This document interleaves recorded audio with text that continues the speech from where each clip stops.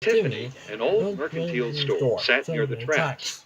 Its charm could not get past Emery's camera.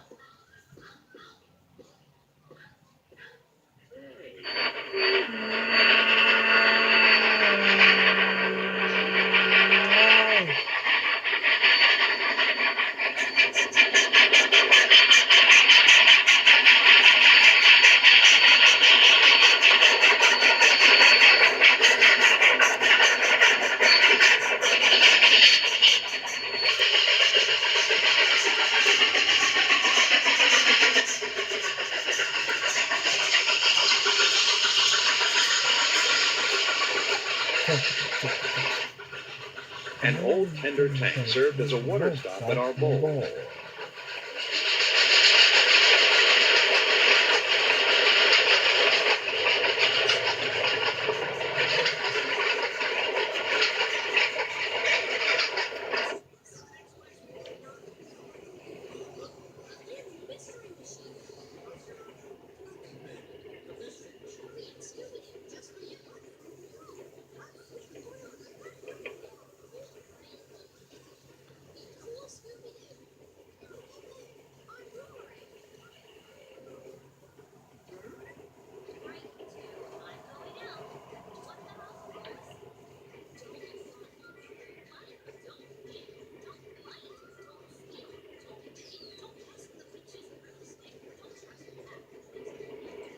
Once more, the train crosses the bridge before entering into Pagosa Junction and another water stop. Water stop.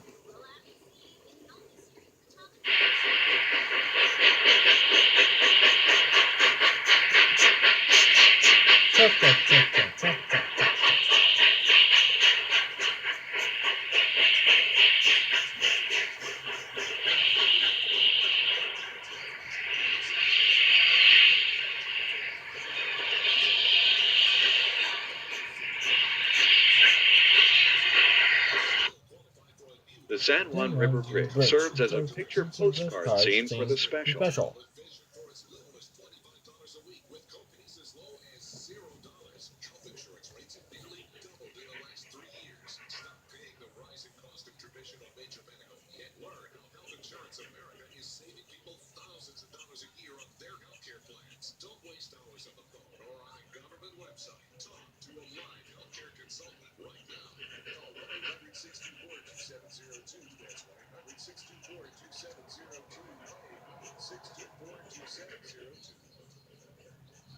One mile east of Monero, the train passes a water tank and then crosses a wooden trestle. Trestle.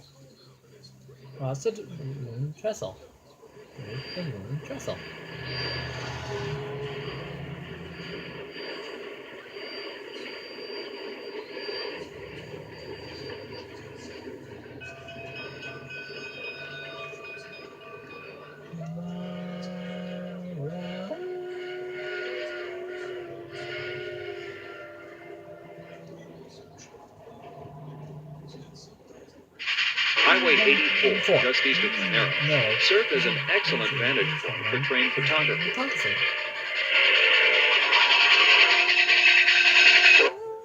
The yard crew again waits for the arrival of the special. The rotary is still in use today.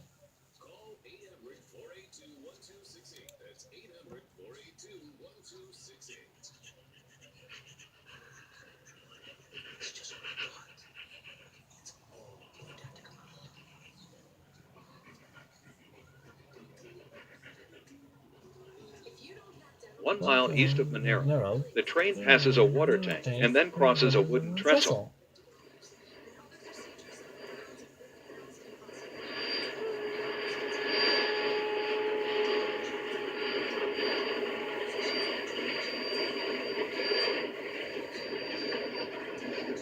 Just 1 mile.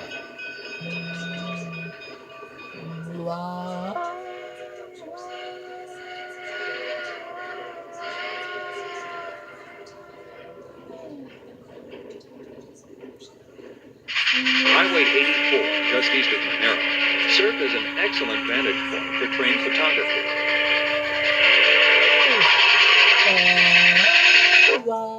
The yard crew again waits for the arrival of the special. The rotary is still in use today.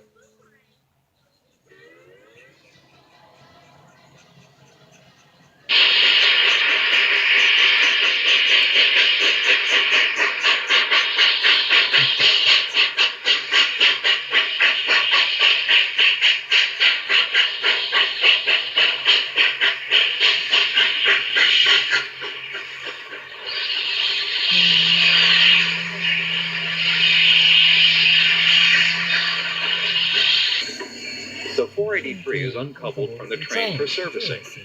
K-37 class number 498 will be coupled to the front for the tortuous climb to Cumbrace. Number 498. We're going in front. Whoa!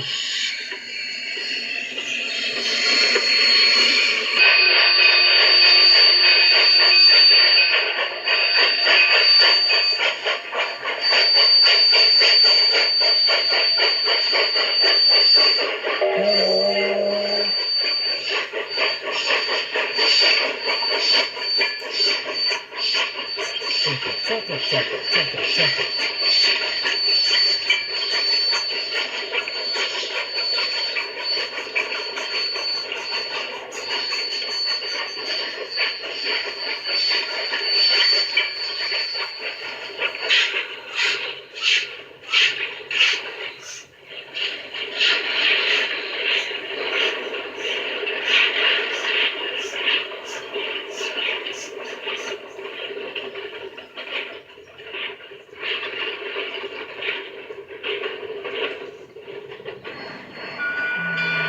Once again at Lobato, the locos are uncoupled. Safety regulations prevented running both locos over the bridge at once. When the Rio Grande ran freight over this line, they usually separated the locos in the train to avoid this maneuver.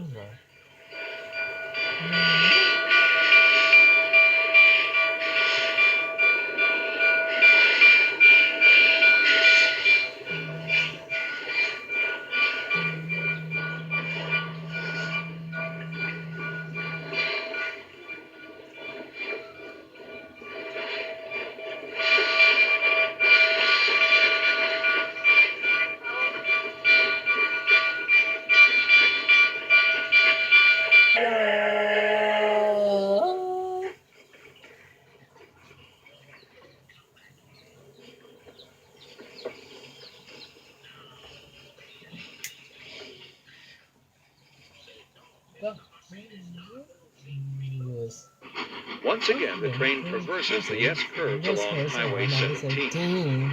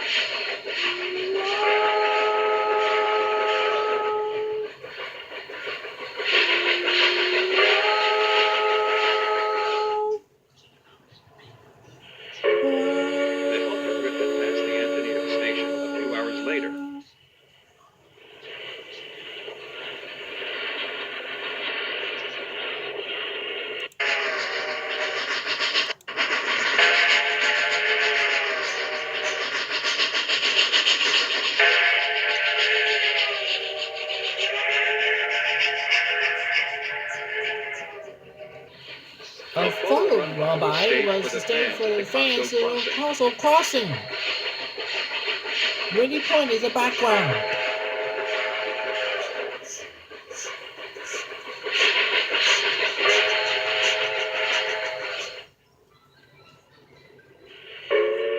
The helper drifted past the Antonian station a few hours later. A few minutes later.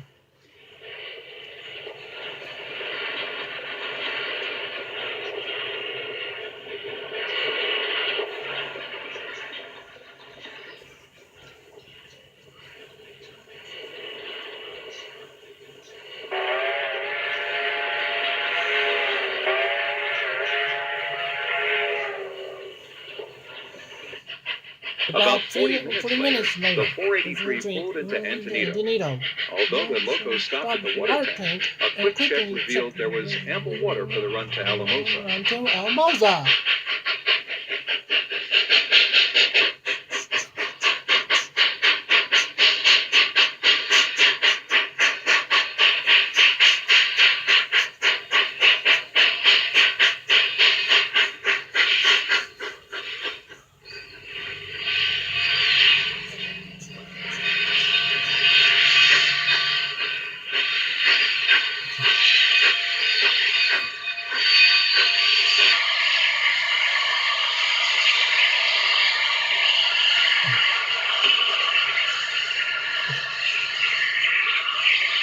Now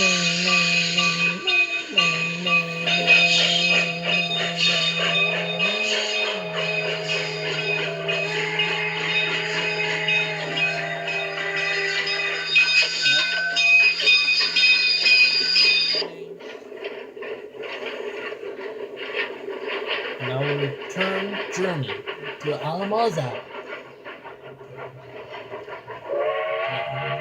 Now we're on board, waiting to turn trip back to Alamosa. Engine number 4 and 2. Begin the turn trip back to Alamosa home.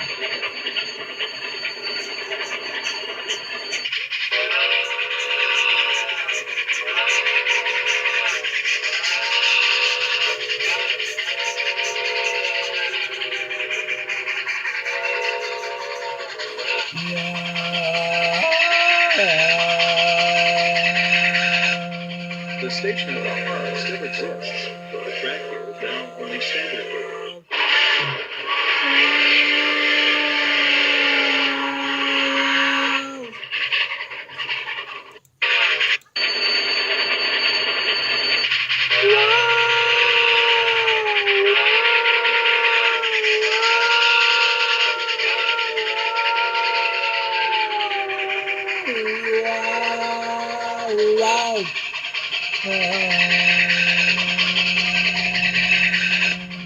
The station at Alhara still exists, but the track here is now only standard gauge.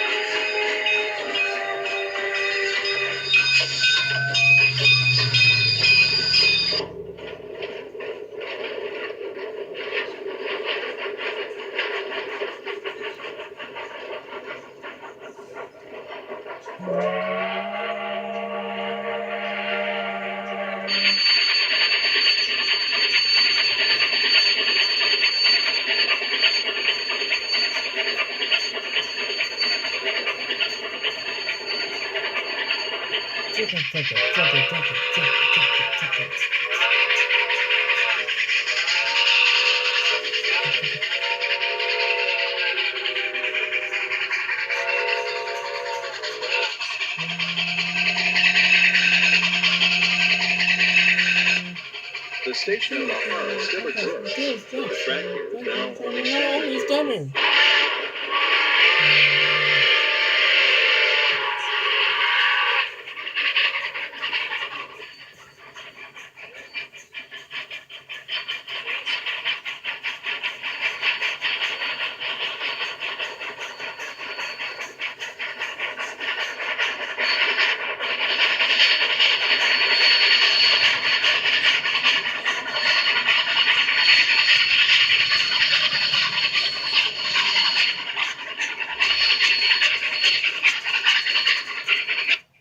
At the end of an incredible 3 days, the train pulls into Alamosa. The late afternoon sun added a glow to the orange cars and the logo, making for some excellent photography.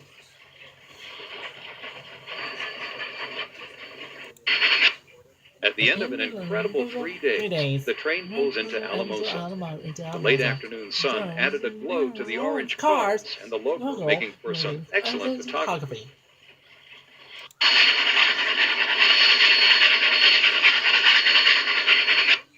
At the end of an incredible 3 days, the train pulls into Alamosa. The late afternoon sun added a glow to the orange cars and the logo, making for some excellent photography.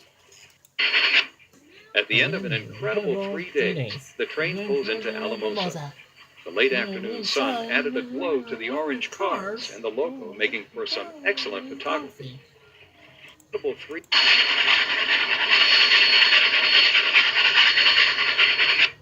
At the end of an incredible 3 days, the train pulls into Alamosa.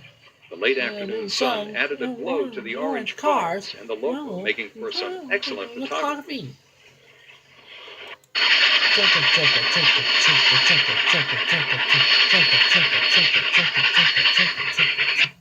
At the end of an incredible 3 days, the train pulls into Alamosa. The late afternoon sun added a glow to the orange cars and the logo, making for some excellent photography. Orange cars.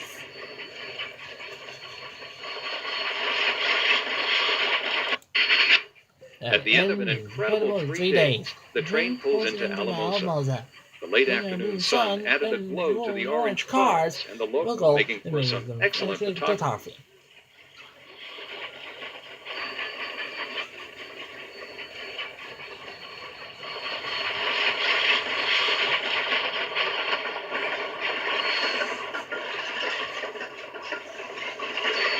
Toot toot. Toot toot.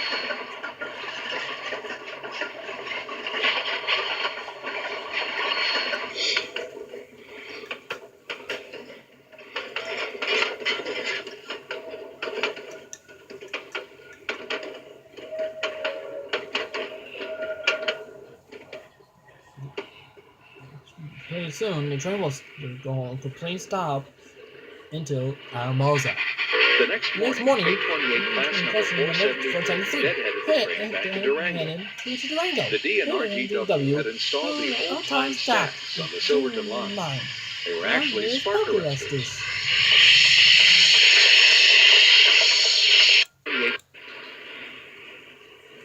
So 483 will pull into Alamosa. The next morning, K28 class number 473 dead-headed the train back to Durango. The D&RGW had installed the old-time stacks on the Silverton line. They were actually spark arresters. The line.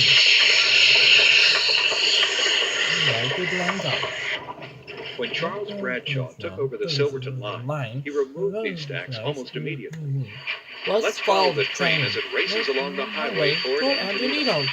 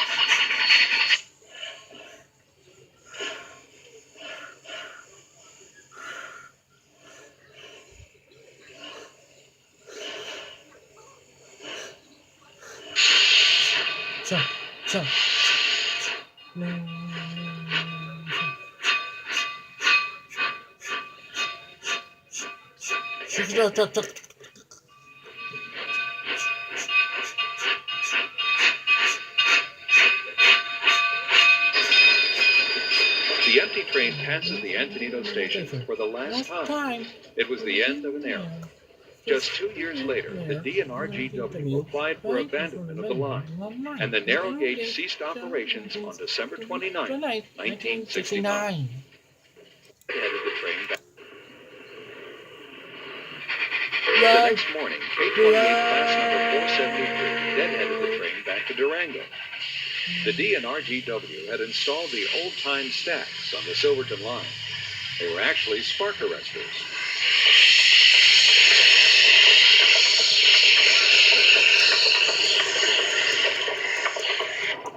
When Charles Bradshaw took over the Silverton line, he removed these stacks almost immediately. Let's follow the train as it races along the highway toward Antonito.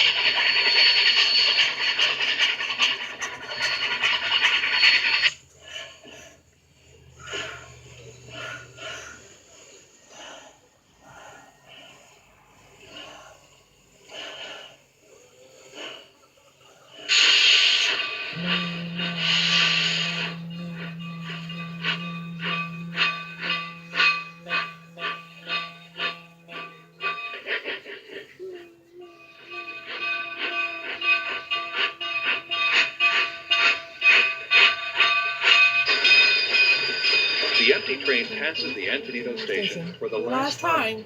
It was till the end of an era. era. Just 2 years later, the DNRGW applied for abandonment of the line, and the narrow gauge ceased operations on December 29, 1969.